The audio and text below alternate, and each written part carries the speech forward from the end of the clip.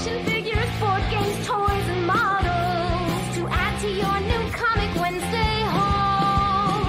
The comic book store, the comic book store, 'cause that's where the books live, but it's also much more. It's the heart of the art form that we all adore. Your friendly neighborhood comic book store. Ah, yes, now. It's Source Material Live, and I am your host, the mandated reporter, and frankly, I'm mortified, Mr. Mark Radulich. And joining me tonight, speaking of out of the deep woods, holy nuts, it's Ronnie Adams. How do you do, sir? Sup? How are you? We've actually met in person. We're all these people that I've met in podcasts with from all over the world and Canada. You and I have actually met in person. We have. This is not the time I'm seeing you. I know. I got to see your handsome face in person. I was down in Orlando for business, and we were both like, "Hey, let's grab some dinner." And not only did I get to see you, but I got to see your lovely family as well. Yeah, so this is fun. I had you on earlier in the year.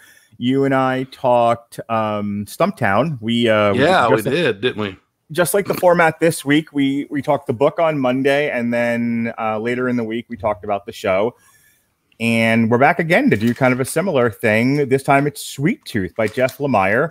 Tonight we're going to talk about the book, because this is source material. And then Thursday you'll be back again, and we can talk about the depressing, very depressing show. I will take up for the show. I have not. I'll be honest. I have not finished it yet, but I will beforehand. It's very much not as dark as the comic.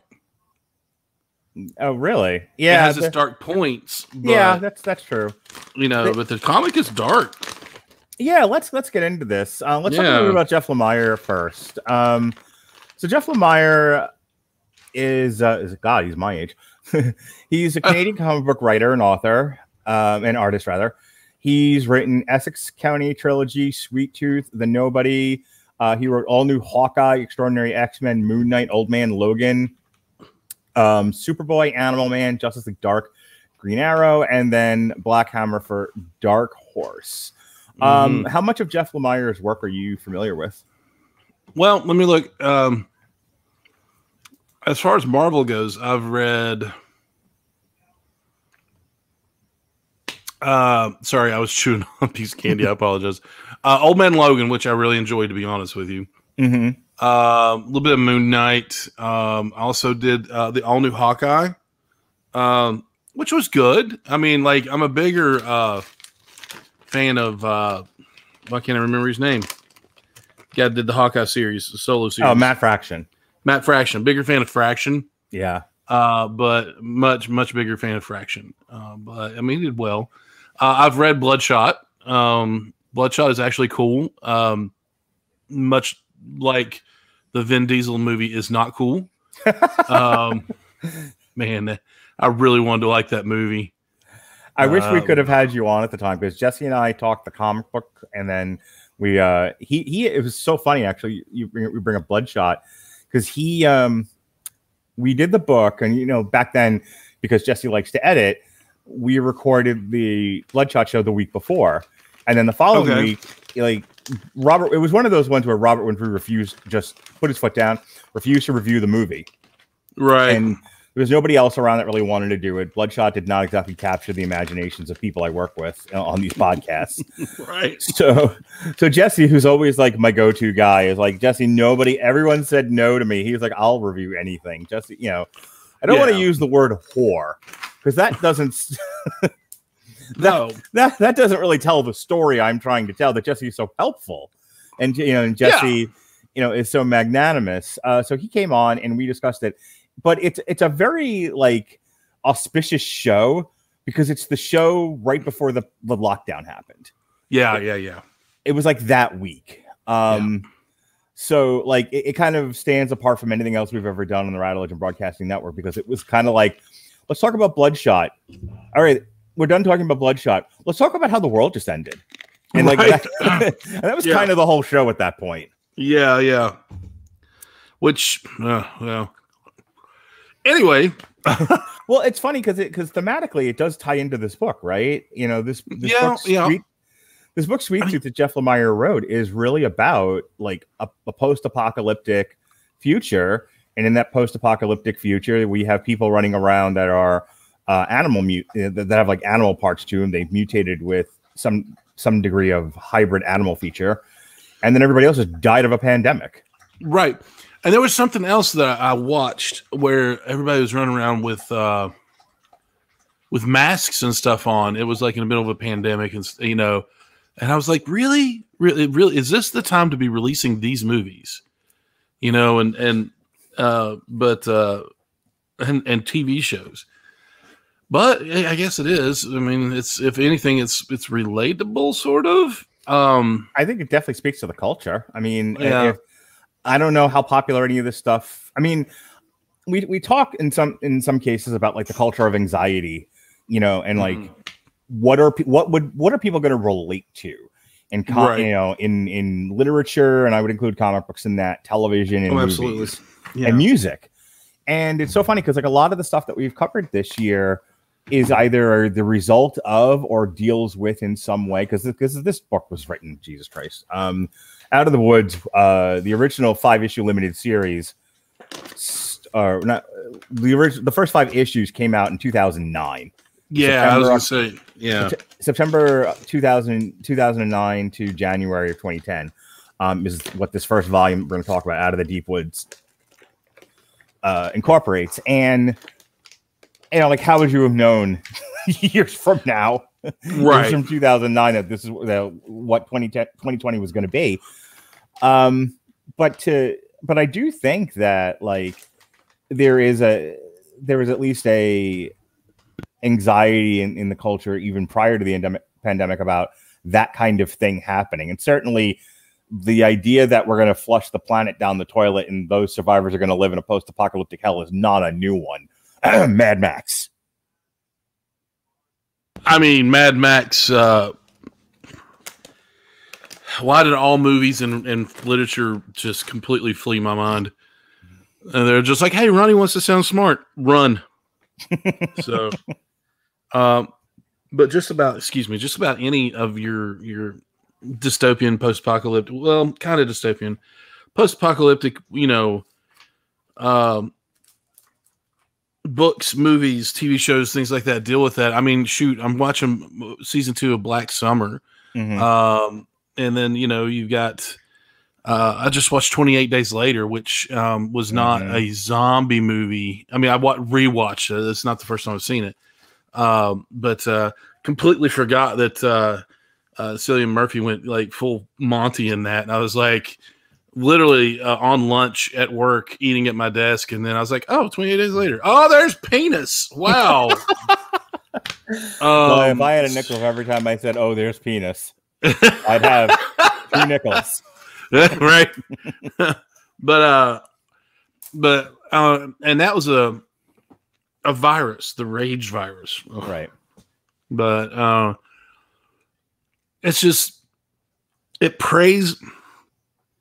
I love zombie movies, but they're horror films, and that the horror films prey, and I use that word, on your insecurities and your fears and your anxieties, and that's exactly what this does. And if you want to feel, they want you to feel that the same thing that their characters do, so that's what they use. I don't know how many pandemic movies that are going to come out after this.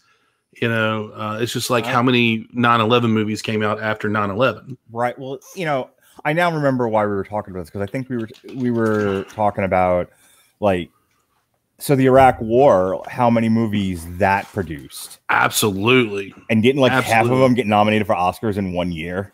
Like, right. A ridiculous amount. Yeah. So, you know, another one, like The Big Short, right? You know, The Big Short comes out, but that, you know, after like the financial crash of, I think it was 2008. Yeah. And everything that occurred after that. I know, and without getting into politics here, but I know that like the election of Donald Trump was by and large a reaction to, one was a reaction to the 2 terms of Barack Obama, for better or for worse. Not taking an opinion on the matter. The man existed. He became president, and people reacted, and a lot of their reaction led to them voting for Donald Trump. But the other side of that was everything, the long-term fallout of the financial crash that happened at the end of the Bush administration, which is in part why a lot of people voted for Barack Obama that year. In any case, getting off track. So this book, Sweet Tooth, while it was written well before this, I still think, the idea that this sort of thing might happen was out there and dealt with in many different ways and many different forms of media. And this was just one interpretation of it. That finger wag just a second ago was telling you to be careful. We're getting into politics a little bit too much. No. Ronnie doesn't do that. No, you're right. You're right. I abhor politics. I have my beliefs, and I have my whom I vote for, and everything else. And I don't give a crap what you vote for, or what you believe. Just make sure you believe in and vote for what you are passionate about and knowledgeable about. Don't be ignorant. Do your research. Anyway, now it's fantasy. It's fanciful to think that a virus would hit and then all of a sudden everybody starts growing horns, right? Or rabbit parts or whatever. And then if you don't, you die. But come on, fluffy bunny tail. Come on, fluffy bunny tail. Right. And shoot, I would go for a skunk tail at that point. I don't care. Just give me something. Do you ever people listening to this, especially if they're listening to just the audio version, like, are they ever going to get to the book? No. No. The book is 5 issues, and it took me. I got really anxious because I didn't get started reading the book till like 7:30 tonight, and I knew we had to like record this at 9. And I'm like, I'm never going to get this done in time. I'm going to have to tell Ronnie to wait. You're just 20 after 8. I read the whole thing, and at the 20 after 8, I was like, well, that was a thing that happened. Yeah. It reminds me of in when we talked about Invincible, where they said, where the artists use the same panels over and over again. Yeah. It reminded me a little bit of that, because a lot of the same thing happened in some of them. Yeah, this is these 5 issues were not a long read. This is not a wordy tome. This is not Kevin Smith's Daredevil, which I'm still in my back office reading from a few years ago. You I gave up. Yeah, it's I think given a choice between having to fully read and actually not just skim through like I ended up doing, but like really dig into. I've read Tolstoy. Kevin Smith's Daredevil, or being waterboarded. Right. I feel like I can handle waterboarding. I've read War and Peace. I've read legit. And I've read. Have you ever read Anna Karenina? No. That's another one that's like this big. Yeah, that one scared me a little. But I've read a lot of craziness and Old Man in the Sea and a lot of stuff that everybody's like goes to sleep to, and I'm like, hey, that's a pretty good book. Some of them I'm like, oh god, that was boring. Even like Moby Dick has a whole chapter dedicated to lamp oil. Right. Like the Lord of the Rings, isn't that the Lord of the Rings like that too, where he just like goes on forever about like the tiniest details? Yeah, and that's why when they did a special edition movie, they were all 4.5, 5 hours long. Right. But even those were better than Kevin Smith. And I love Kevin Smith. That's so bad. Like I was listening to this podcast. These guys were talking about Sweet Tooth and spent 20 minutes just dissing Kevin Smith's Daredevil. Ugh. It's not good. It's very dense. All right, so let's get some facts out of the way about this Sweet Tooth book. So Sweet Tooth is an American comic book limited series written and drawn by Jeff Lemire, published by DC Vertigo's imprint, dubbed as Mad Max meets Bambi. It takes place in a mostly rural apocalyptic setting where some creatures are human-animal hybrids. Following the conclusion of the original series in January 2013, a sequel subtitled The Return began publication in November 2020, and then this was adapted into the television series that's currently on Netflix. So the Wikipedia has the entire run summarized. I'm just going to read a few sentences from this. Gus, a young boy with deer features, lives a quiet, deep life in the deep woods with his father. He learns many things, from medical care to religious prophecy. Though he loves his religious father, he yearns to escape as he learns that there is not fire past the trees, but simply more land. Sometime after Gus's father passes from an illness, strange men come to capture him. They are slain by Jeppard, who then promises to take Gus to a sanctuary. Lonely, Gus goes with him along the way. They encounter many problems. Hybrid cultists almost kill Jeppard. Jeppard rhymes with Jeppard. Yeah, Jeppard. I mean, you're going to old school fan yeah. Shut up, Ronnie. No, it's fine. No, I can't help it. I'm dumb. So Jeppard, which rhymes with leopard.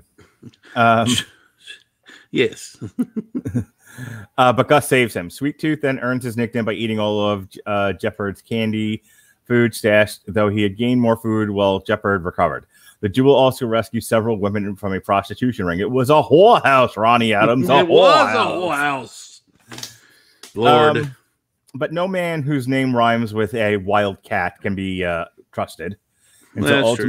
And so ultimately, Jeppard betrays Gus to a horrible scientific facility in return for the bones of his wife. Though by the time what we see in the book doesn't show you what's in the duffel bag that he gets, and you don't really, woo. Yeah, you don't really see where he left them. They just know that like the preserve is not a safe place for Gus, and that's where the book ends. So just kind of going over it again, like the first issue, we meet him, we kind of watch his dad wither away and die, and then Gus leaves the homestead.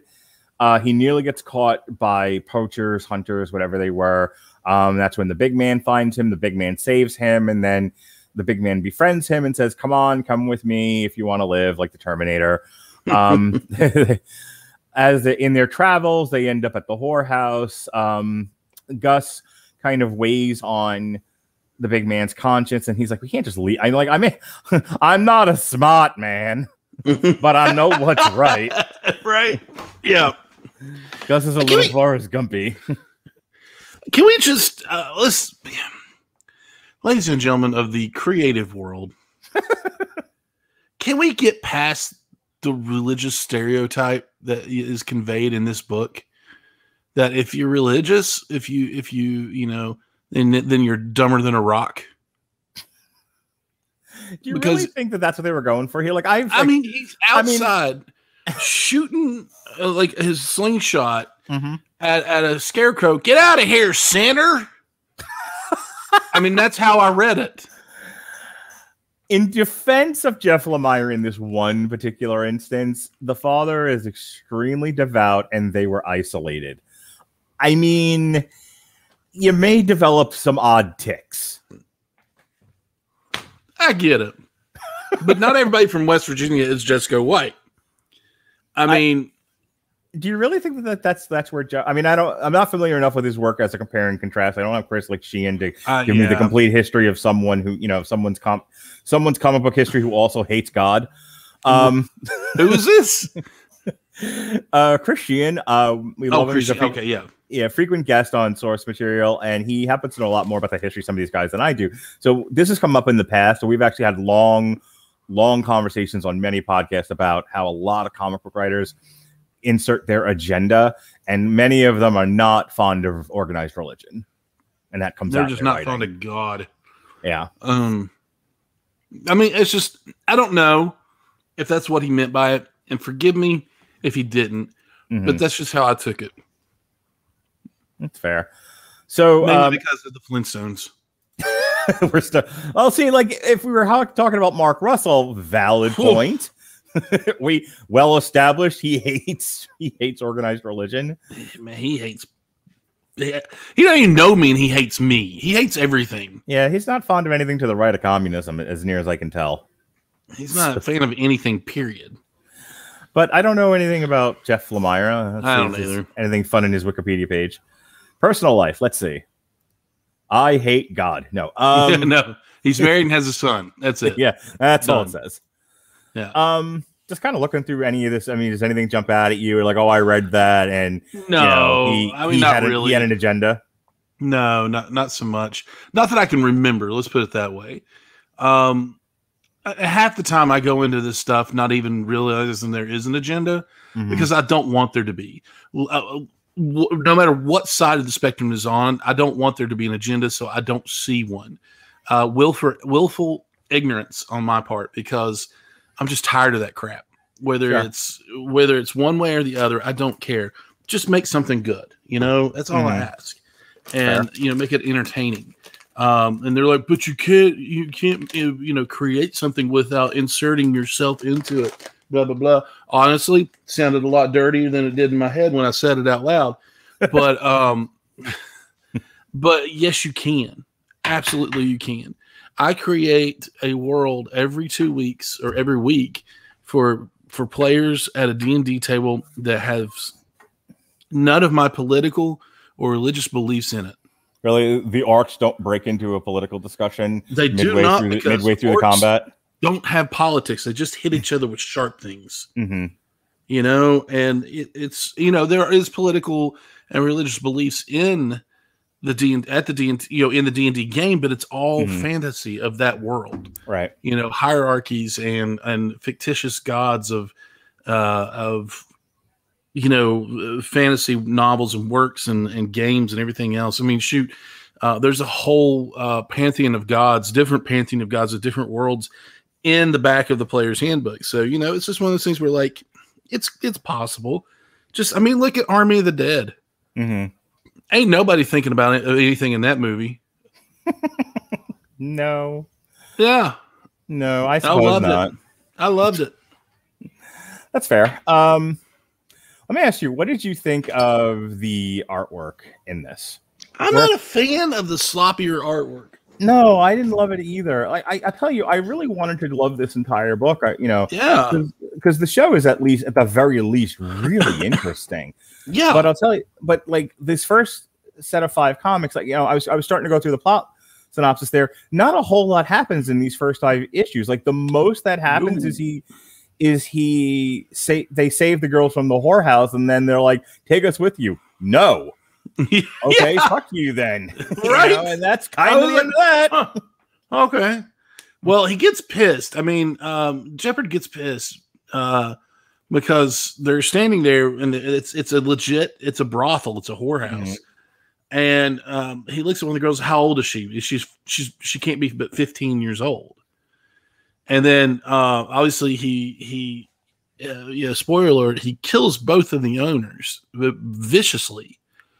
And then they're like, he frees them, and they're like, "Well, take us with you. We don't have any, way to. We don't know how to live here. We don't know what else to do." And he's like, no. How about no? Well, yeah, how about no? Well, why? I get why, but like, you save them from people that hate them and use them for their bodies, and then you're just like, all right, well, now I'm back to hating you as well. I don't give a crap what happens to you from here, even though I rescued you from this horrible situation. Now I'm putting you in another one and telling you fend for yourself. Right. It just didn't make sense to me, and I get that he's not a hero in this book. He's not a hero. But also, he needs to quit doing heroic things if he's not a hero. I know that he's probably a good man with things that are weighing on him. But he's also kind of crazy because he turns a young boy in to these people that are going to torture and kill him and use him for scientific experiments to get the bones of his dead wife. Because he's gonna make soup. wait, he's gonna make gross. He's gonna make soup. What? Wow, that was production quality right there. I love it. Wait, should I do it again? Hey, hang on. Yes. Hang on. He's do the line with the bones. Because he exchanges the life of a poor young boy for the bones of his dead wife. That's because he's gonna make soup.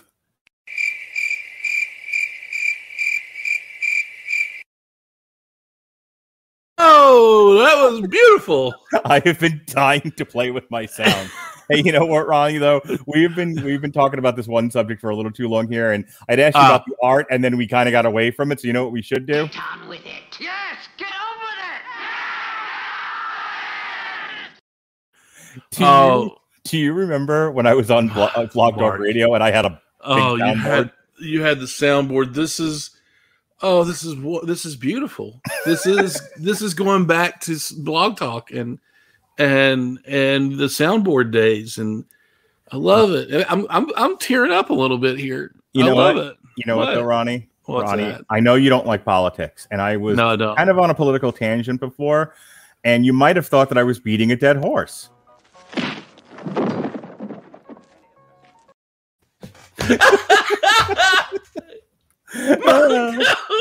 Well, Sean, you wanted me to play fun clips and images in my podcast. You got it. Oh, Mongo. That was amazing. I have to ask, though. Yes, sir. Could you not find the South Park beating a dead horse? I could, and I would, but I've always wanted to use the Mongo bit. No, Mongo's no perfect. Good. But when we were strictly an audio medium, it's not a very good sound. That's true. That's very, very true. But Mongo is perfect. Don't get me wrong. But I go for the low hanging fruit. Which would have been the South Park beating a dead horse. Right. So we were talking about the art, and yeah. Okay, so two things, so we can have like a coherent review of this book. Right. Because right now we're like drunk drivers, which is fine. We've made some good points. Yes, but we've taken out a child and a tree along the way. So as I look through the images of this book, the first thing that it was like, I gave it 3 stars in my final review on Goodreads, and I was like, it's okay. Like the first book, it's very much just kind of, here's this character, here's Jeopard, here's Gus, here's the world, here's a smidgen of the world they live in. Yeah. They save the girls in the whorehouse, and then he betrays them and leaves them with these seemingly evil people. We don't know what they are, or what they're doing, or why he's there. I think there's a line in the end in the last issue about put him in the kennel with the rest, and that's as far as you get.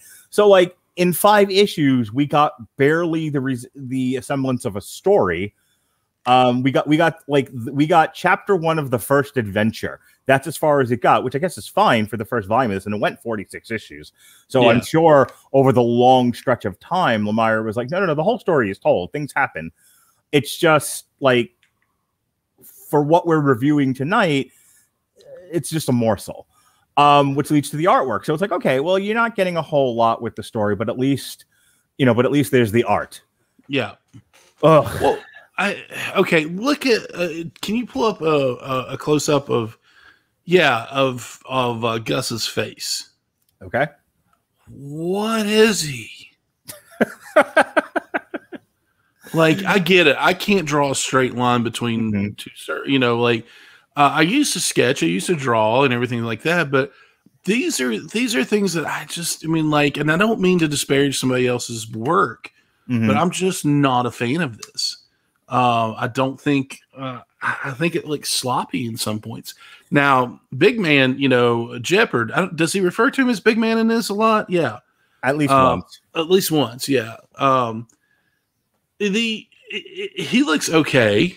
He's got the crazy eye going on in this one, and these panels, but it's just like, I don't know. And later on, when you find the other 2 hybrids that are hiding and I didn't even know what kind of animal they were supposed to be. Right. And I'm just like, I'm not a fan of this. I'm not a fan of this style. Is it better than I could do? Absolutely. Am I a fan of it? No. No, and look, I don't think it's incompetent. Like if I were to draw a comic, I would be incompetent. I'm not an artist.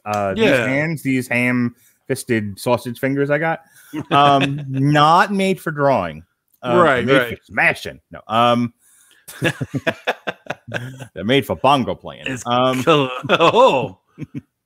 like it. Bingo, bango, bongo, kangaroo. Anyway, speaking of kangaroos, let's get back to Sweet Tooth. Yes, please. Part here.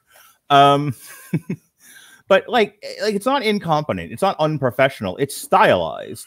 Yeah. I don't love the style, and I think that's what you're saying too. It's like, oh, of all the different styles of comic book art out there, I don't love this one. So I don't know.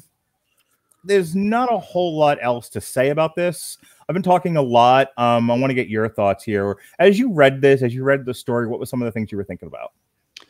Slow down. Develop the story more. Mm-hmm. Those are my exact thoughts. Does not help that I started watching the TV show before I read this, which we'll go into that Wednesday night. We'll have a lot more to discuss. Yeah, absolutely. It's good.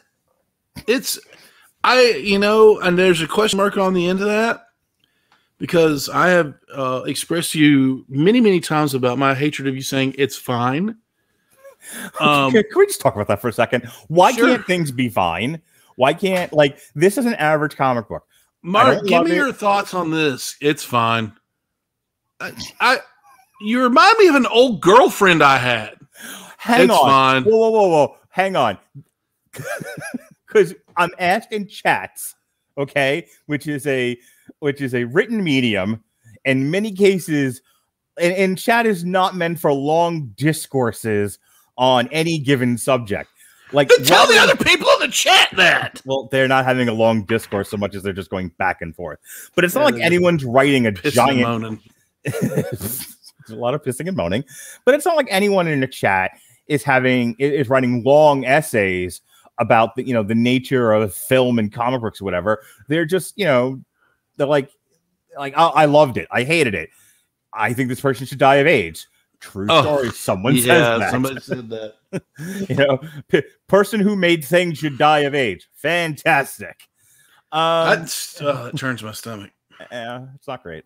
But my point being is a lot of times, like, the chat format just doesn't lend itself, at least to me, a place to give it give a full opinion on things. I get it. Now here's my side of the story. That's what this is for. Yeah. This. Now here's my side of the story. Is where I go into long discourses. This is my side of the story of this. Give me a little more that I can chew on and think about, other than it's fine. Ha! What's the thing that pissed you? We're totally off topic, but that's okay. What is the thing that like you wanted a discourse for me that I gave, like, so like the biggest, most worst situation where, and I'm going to give you a minute to think about it while I do the Grammarly ad. Yeah, okay, go for it. Okay, so think about the time that pissed you off the most, that you were like, I want all of this from Mark, and I got it's fine. Okay, and while you do that, I'll tell all of our friends out there, but one of the great sponsors of the Source Material Live podcast on the Radulich Broadcasting Network on W2M. And that is Grammarly. Grammarly's AI-powered products help people communicate more effectively. Grammarly helps you write mistake-free on Gmail, Facebook, Twitter, LinkedIn, and nearly anywhere else you write on the web. Grammarly corrects hundreds of grammar, punctuation, and spelling mistakes, while also catching contextual errors, improving vocabulary, and suggesting style improvements. To download Grammarly today, go to getgrammarly.com/W2M network. Again, that's getgrammarly.com/W2M network to download Grammarly for free. All right, sir, you're on. The Mandalorian. I knew you were going to say that one. That show. Hey, no. You let me talk now. People have such strong opinions about it one way or the other. And I'm not kidding. And now mostly I've heard nothing but positive, oh my gosh, it's so good. Hey, it's really good. I wish they'd changed this. Are we limiting this to season 1? Because I had a lot more opinions about season 2. I don't even remember asking you about season 2 because I didn't care about your opinion after the first one. Okay, so season 1, got it. Yeah, season 1. I said, "What do you think, Mark?" On your review, it's fine. Okay, Your Honor, if I can approach the bench, I hadn't done the podcast yet. Don't care. I'm not asking you to do the podcast in the chat. I'm just saying, give me something. Okay. I mean, I really liked it. I enjoyed it. I did this, not just like when somebody serves me subpar pasta and I'm like, it's fine. That's when I'm like, it's fine. But, oh, Lord. Okay, yeah, that's just about it. Okay. So, just so I can defend myself. I'm not attacking you. No. You're fine. You're fine. See? Big smile. I enjoyed this conversation with you. It's fine. So. You're such a dick. One, like I said, I don't really like. Whoo, there she is. There's Miss Bunny Ears. Oh, wait a minute. Oh, sorry, I was stepped away for a second. There she is. Yeah. That's gross. Little Miss Bunny Ears, who's 15 or so. Yeah. So the whole "it's fine" thing, and then we got to get back to talking about Sweet Tooth. Or end talking about Sweet Tooth because I don't have a whole lot more to say here. One, I don't like the chat format for any kind of long discussion about anything. It's part of the reason why Robert Winfrey and I get into so many fights on there because you can, and this is even better because you can see me now. So not only can you see me make a face or hear the inflection of my voice to know that I'm joking about something. Oh, absolutely. I'm being lighthearted about something. Chat doesn't lend itself to that. It's one of the reasons why I've always hated chat or instant messenger. You never know how to take a person unless they're being abundantly clear and very flat. Yeah. So when people ask me if I don't have a strong opinion about something, and I didn't have a strong opinion about The Mandalorian, to me, it was a very nice show. It was very entertaining. I think it did everything it was supposed to do. I think, and the conversation I had with Alexis, I don't know if you ever listened to us talk about it, but we got into a conversation about gravitas. I hate to admit that, but I haven't. Yeah, it's fine. We got into a conversation about gravitas. Right.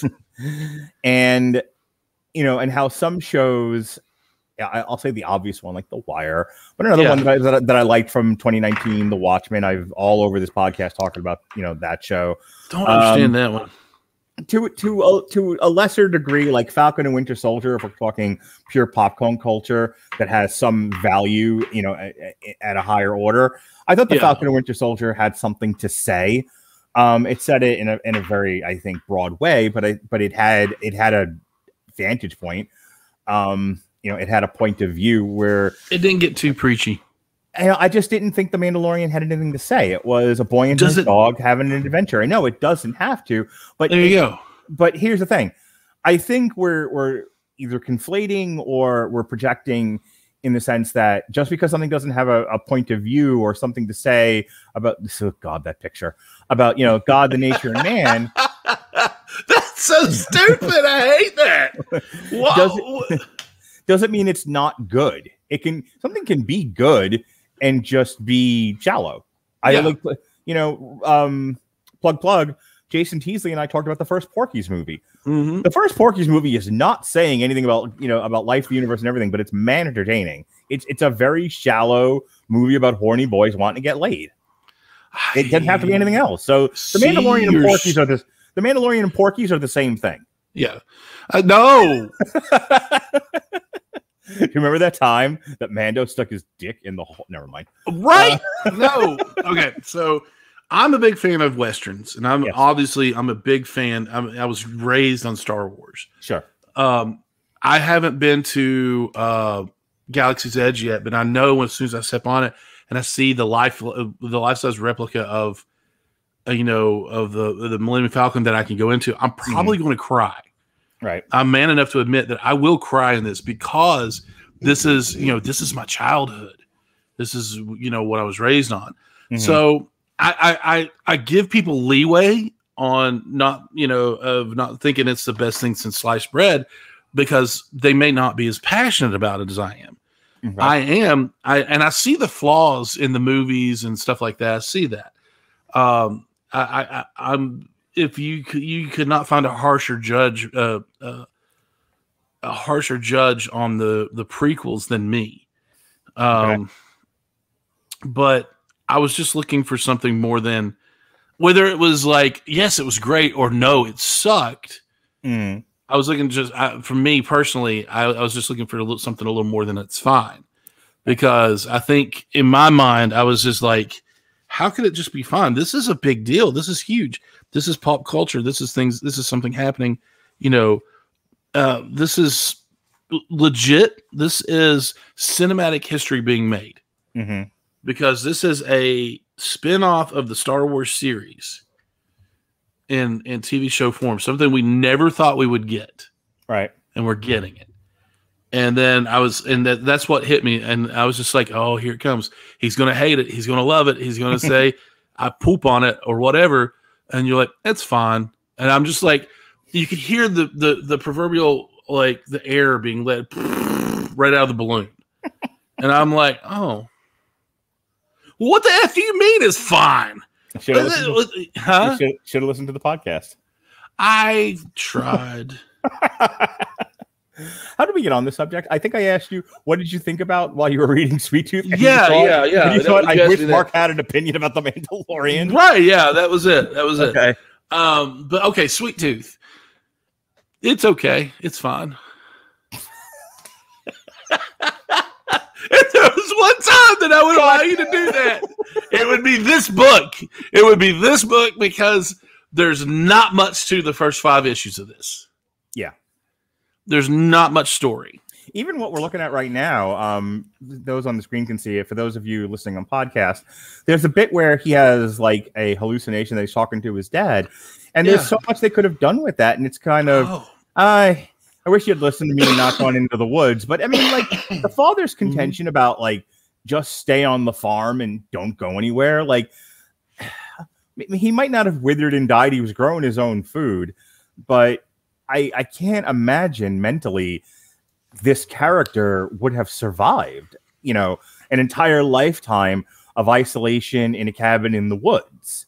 So like maybe, I don't know. I just feel like there was more that could have been made of the conversation he has with the dad. And it just sort of amounts to like guilt, I guess, like, like I should have listened to my dad. I should have stayed on there. So now I'm having this nightmare about it. Like, right. All right.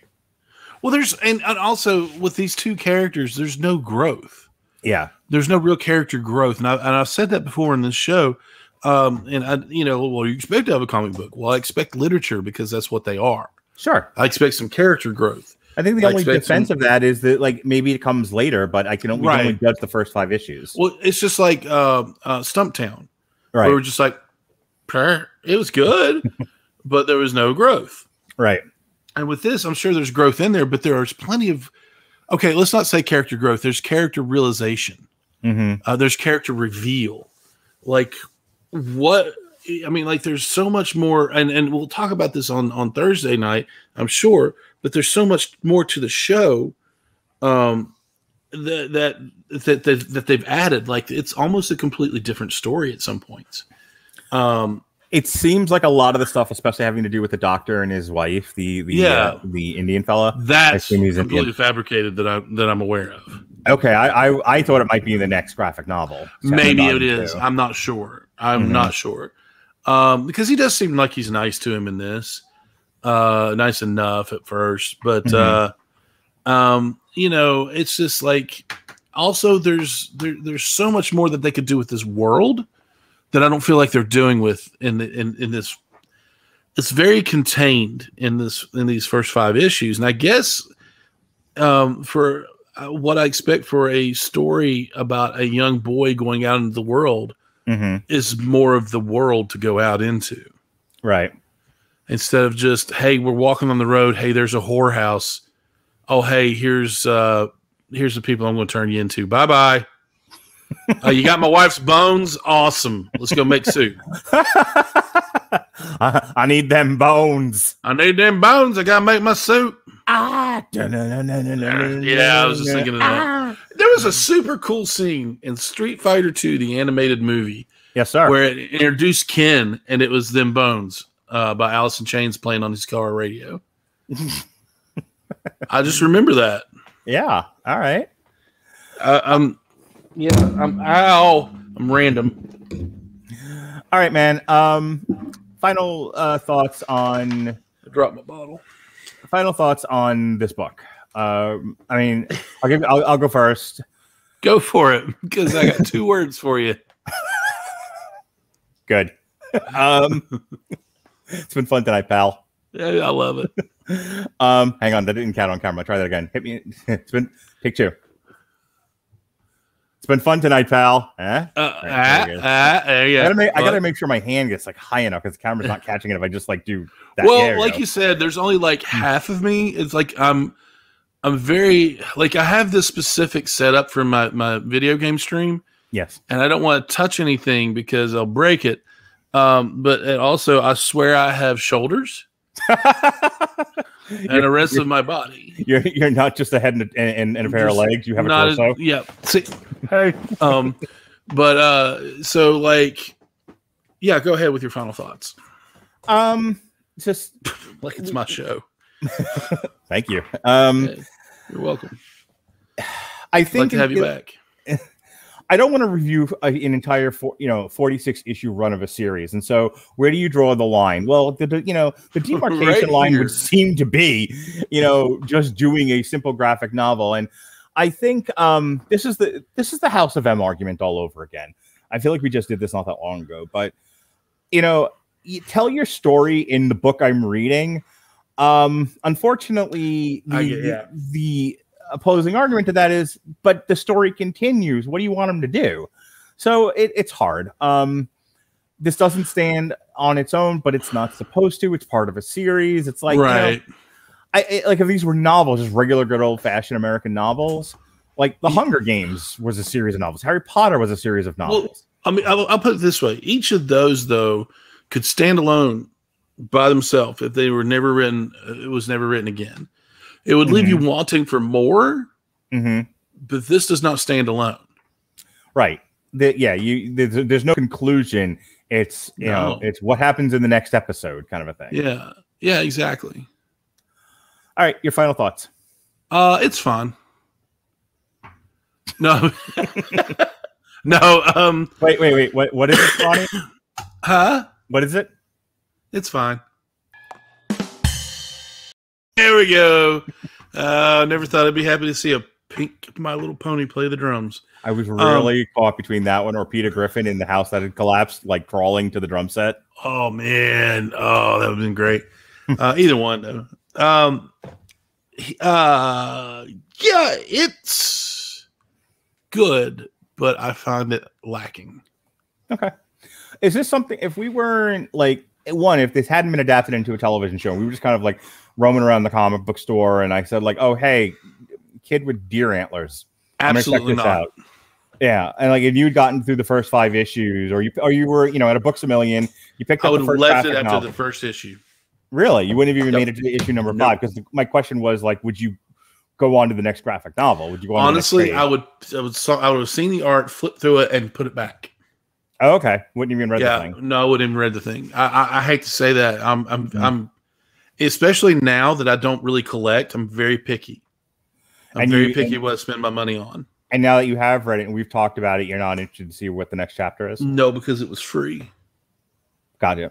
I'm not financially invested in it. Okay, that's fair. I mean, I hate to say it like that, but it's the truth. No, I mean, I think that's look, there's plenty of, you know how many like trade one I have on my shelf that I've not gone back and read anything else. Like right there's stuff that I want to read more of. Like I have the first 2 trades, I think, of the Immortal Hulk. The Immortal Hulk.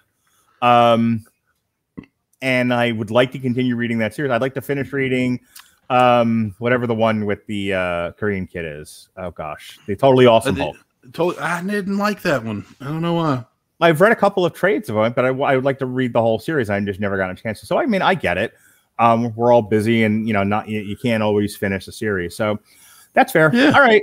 We will talk again on Thursday. We'll have a much more in-depth conversation. What are you listening to these days? What kind of music? What am I listening to? What do you mean? Music-wise? Yes. Oh, music-wise. I, sir, have discovered the wonderful world of you told me what it was and I forgot, but battle metal. Yeah, okay. Tyresis. That's what Tyresis, Manowar. I love Manowar. I actually anywhere from Manowar down to a good friend of mine, Sarah, she introduced me to Ben Rector. Totally left field from Manowar and Terrorists and all that. Sabaton. And then, sometimes I'll go completely left and I'll listen to The Greatest Showman, which is an amazing soundtrack.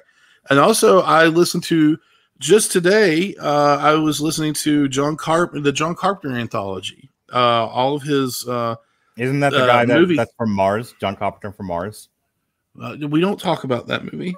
But it was all of the from 1974 to 1998, the themes from his movies. So if you look at it, In the Mouth of Madness, Assault on Precinct 13, The Fog, Halloween, Prince of Darkness, Escape from New York, The Thing, They Live, Pork Chop Express, which is Big Trouble in Little China. Right. There's all kinds of great stuff on there. So I bring that up because Amazon Music, one of the great sponsors of the Radulich and Broadcasting Network and W2M, right, and the Source Material podcast, obviously, is giving away a free 30 days of their streaming service. And as you can see on the screen, for those of you listening at home, I've got up their catalog of Turasis. You mentioned Battle Metal. I did. And Turasis is one of my favorite battle metal bands. And as you can see here, look at this. They've got all the albums here. They've got Battle Metal. They've got the Rasputin single, The Varangian Way, Stand Up and Fight. Yes, Stand Up and Fight. So if you click the link and you click the link and you fill out the information. Right. Sorry, I got distracted. You click the link. You click the link. You fill out the information. You sign up for the free 30 days. Helps us out, right? Keeps the gears on this podcast moving. But then you can stream all the Turasis or John Lennon or John Major or John Bradshaw, whatever it is you find on. I don't know. You never know what you're going to find. You never know what you're going to find on AmazonMusic.com. And whatever streaming service you're using, give them a chance. You'll find that it is a superior product. So go ahead and click the link at getamazonmusic.com/W2M network to get your free 30 days of Amazon Music. Who doesn't love free music? Ronnie Adams. I love free music. I love free music too. You know what I was listening to earlier today? What were you listening to earlier? I was listening to I think I spoke English there. I was listening to the new Styx album. Speaking of all you churchy Christian people. You like Styx? Churchy Christian people. I do like Styx. Yeah. I was listening to the new Styx album, Crash of the Crown. Tom Morello is on some sort of new EP. I was listening to that. That just dropped on Friday. I got some other stuff here on my playlist. I got Hacktivist. They dropped a new album. This Wednesday on the Metal Hammer of Doom, we're reviewing the new Fear Factory, so that'll be fun. And that's on Amazon Music too. Yeah. Huh. Some of these bands I think you make up still. You said really like you're a huge fan of Fear Factory, and then I remembered like no, I love Fear Factory. Do you really? Yeah, I do. Oh wow, you should. I like a lot more than what you give me credit for. Well, but then you come off with like Spank Monkeys from the Planet X. You're thinking of John Cougar Concentration Camp. That too. We're reviewing the new John Cougar Concentration Camp CD with the new one. What do you mean new one? They had one before. Please sponsor our show, Manscaped. Is that the ball shaving thing? Yeah, that was where. Are they not? They do more than shave balls, and they're not a sponsor yet. Are they not a sponsor yet? Hey, Manscaped. Two things. Sponsor this show. And sponsor me too. All right. Ronnie Adams, here's what I'm doing the rest of the week. I mentioned earlier today, we reviewed Luca. I had my kids on the show. And there's Robert Winfrey and Alexis Hana and we did the whole Luca review. It was better than fine. I want to just kind of give you a hint. It was okay. Now we heaped praise upon Luca. We tend to like the Pixar movies. Like if you're looking for a positive review of anything we've ever done outside of The Good Dinosaur, we have always been very positive on Pixar. Tomorrow will be less positive. We're reviewing Hell in the Cell. I did a bunch of single match TikTok reviews I got a bone to pick with you on my on TikTok, by the way. Oh my God! What? First of all, I've developed a tick and a talk. Dad jokes.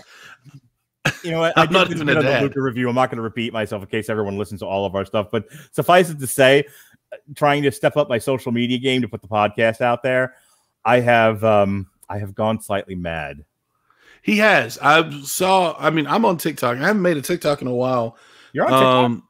Yeah, I followed you, Misfits and Miscreants. Oh, that's you? Yeah, that's me, dog. Oh, you haven't watched any of my stuff? I would have seen my face on there. No, you haven't, liar. I've watched every video you put out. No. You were showing what you got for Father's Day, and you said, "Hey, they got me a Fast and Furious Funko Pop because apparently I'm a 9-year-old child that collects Funko Pops." And I'm like, "Hey, I think I said 12. Douche face. I collect Funko Pops. I mean, like, right here. This is Pike Trickfoot from Critical Role. Do you see? Do you see what I just put on screen? No. Oh, see, yeah, exactly. Wow, that's a good one, by the way. Yeah, I got this for Christmas. This is. I keep that. No. I dropped Peter everything. I keep Peter Griffin close to my desk because I am Peter Griffin. This is Dritz Doorden. I can't say his last name. What is a Drips dry? Dritz is a drow, which is an elf from Dungeons and Dragons lore. So he is wonderful. So I have more than D&D related Funko Pops, just not on my desk right now. Okay. I'm gonna live TikTok you. Oh no.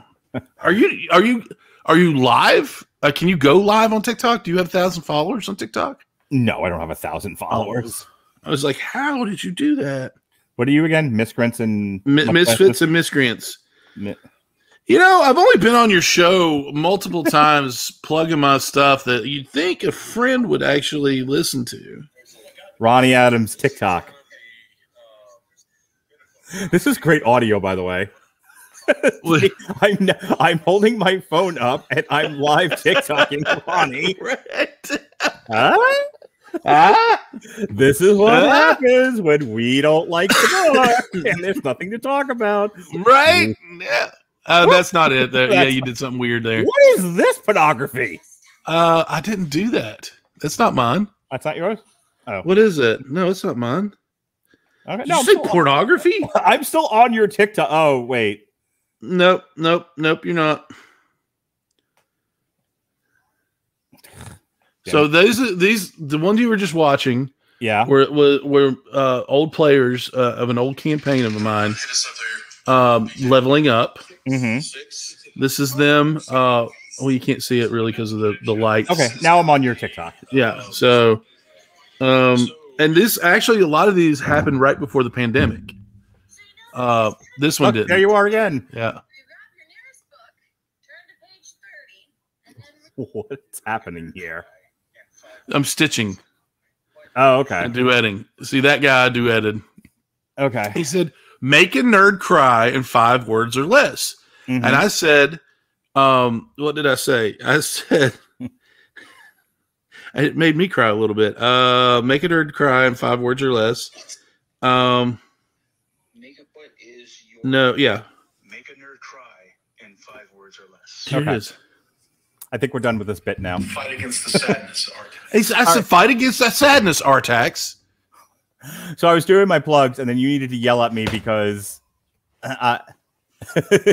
you needed to yell at me because I called. But listen, I think the point of that particular TikTok was that I had changed my mind.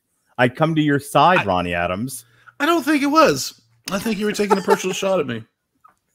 I'm taking a personal shot at everyone who owns Funko Pops, including myself. And my dragon miniature. It takes offense to that. I own a lot of toys. I'm sorry, your dragon miniature, as well as my zombie T-Rex. Rawr. I wish you had started this 45 minutes ago because I really just wanted to plug to get out of this. But now I'm fascinated by what's on Ronnie's desk. which I feel like is a whole other show. It's true. It could be like this is a. You wouldn't adjust your camera before because you didn't want to show what was on your desk, and now you're showing me what's on your desk. I'm selectively showing you monsters from D&D. Okay. Which makes for awesome audio, by the way, for people listening on Apple Podcasts. Well, we're watching. I mean, we're live. You can put this on YouTube. People can watch it, right? Well, yeah, it's going on YouTube, assuming I don't get blocked again. Stupid Disney. What? Oh, yeah. Don't mess with the mouse. I messed with the mouse and I won, but it Here's was a Nightwalker. Okay. All these things are bad. I need you to sigh and say I've wasted my life. There's what they call it, a froghemoth. It kind of looks like if you hadn't turned it, I would have thought it was Slimer from Ghostbusters. Right. Okay. Yeah. I've not wasted my life, but I've not done good things with it. I've done a lot of drugs? things. No, this whole setup would make more sense if I had. Because I'm buying, things like abominable Yetis. Okay. Well, could you just give me a ballpark when we're done with this bit? I don't want to cut you off, but yeah, no, you're good. Okay, great. We're good. We're good. So anyway, wait, here's a frost giant. Terrific. So tomorrow during the day, myself, Harry Broadhurst, and Chris Bailey will review Hell in the Cell. We did a couple of TikTok individual match reviews, me and my kids, kind of promoting it, but the full review discussed by middle-aged men will be tomorrow. In the evening time, myself and Pat Mullen will be doing the next chapter in the Four Kings of Boxing, Chapter 2, Marvelous Marvin Hagler. The aforementioned Fear Factor review is Wednesday night, Aggression Continuum, which I know you're busy on Wednesdays, but if you like Fear Factor and you want to come on, open invitation. I might do that. Okay, that one's going to be audio only. We're going to fire up old Betsy. Ooh. And then on Thursday, as soon as I get done watching Fear of a Black Quarterback with my wife, which is not a porn, it's a documentary. Here's another dragon. I like that you no-sold my porn joke to show me a dragon. I have to. Ronnie will have a full display of all of his miniatures. No. While we talk about Sweet Tooth Season 1. And then on Friday, we've got a whole bunch of Fast and Furious content coming out to celebrate the F9, the Fast Saga, which will be in theaters on Friday. Plus, starting a new show, which is just open to everybody I podcast with, but we're doing the inaugural show with Jeff Sloboda from the MCU's Bleeding Edge podcast, of which we are now friendly with, and we have traded guests. He will be coming on. A new show that I'm calling Triple Feature, where we take 3 movies and we do them Ronnie Adams style, which is to say, we just say they're fine and then we move on to the next one. No long form discussion. We spend about 10 to 20 minutes on each film, just kind of going over them. These are not the ones that we need to do deep dives on. We're just like, hey, these are out there for people to watch. What do we think of them? Sure. So the first episode, we're going to review Awake, Infinite, and The Ice Road. You have any idea what any of those are? Ice Road, yes. The Ice Road will be out actually that day. It'll be on Netflix with Liam Neeson. I've heard of it as well. Yeah. And then Awake is a new horror movie that's on Netflix. And then Infinite is the garbage movie that's on Paramount Plus that everyone hates. So I'm going to have a fun time talking about that. That's a Mark Wahlberg sci-fi movie. Okay. I'm just waiting for the Tomorrow War. That's coming up soon. Are you coming on that show to talk with us? Not that I know of. Okay. When you say you're just waiting for it, you're waiting to see it. I'm waiting to see it. I'm a Chris Pratt fan.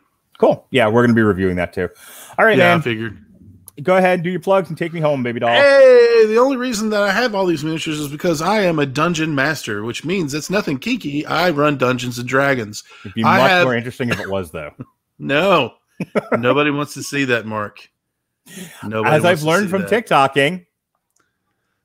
Nobody wants to see that? TikToking. No, everyone wants to see it.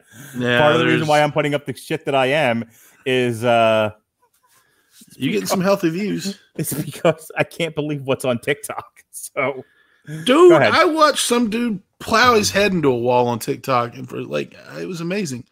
Yeah, I actually have a Twitch channel. I have a stream where we stream live play Dungeons and Dragons, and it is not as boring as it sounds. It's actually quite fun. We're winding down my Tuesday night game, Curse of Strahd. A week from tomorrow will be the last session where they actually fight the Vampire Strahd. It's a lot of fun. Saturdays, every other Saturday, well, this Saturday coming, it's going to be Trouble in Winterhold, which will lead to a gigantic 5-table battle interactive, which will have 5 separate tables, 5 separate DMs, all playing the same storyline in sync with one another. It's going to be, it's really actually pretty cool. In between shows, you see a lot of my dumb head playing video games on there. We're going to do some more tabletop role-playing games and just tabletop games, board games, card games, stuff like that. We're going to do a lot more of that on there as well. It's called Misfits and Miscreants. And we've got a really cool, if I could plug this real quick. At the end of July, not the end, but in the middle of July, the 14th, 15th, and 16th, we have a very special guest coming to Burlington, North Carolina. There's a game shop that I actually DM and teach kids how to play Dungeons and Dragons called Hypermind. It's called Hypermind, and it is here in Burlington, North Carolina. And we have reset English go. Ernie Gygax Jr. is coming to run 3 nights of gaming for us in July, 14th, 15th, and 16th. And I can already see the confusion on Mark's face right now by saying, well, who the crap is Ernie Gygax Jr.? Now, if you're a Dungeons & Dragons player, you know who that is. But I will tell you, it is the son of Gary Gygax, Ernest Gary Gygax, who is the co-creator of Dungeons & Dragons. So Ernie is his son and has created a lot of the spells and characters and everything that people are familiar with. And he was also an executive producer on the old Dungeons & Dragons cartoons from the 80s. So it's a really cool experience. It is a ticketed event. What that ticket gets you when you buy a ticket for this table, it's 10 people per table. We have to limit it, 10 people per night. But when you buy that ticket, it gets you a 4-hour session with Ernie and gets you food. We're going to feed you, and also gets you a little bit of Q&A time with Ernie as well.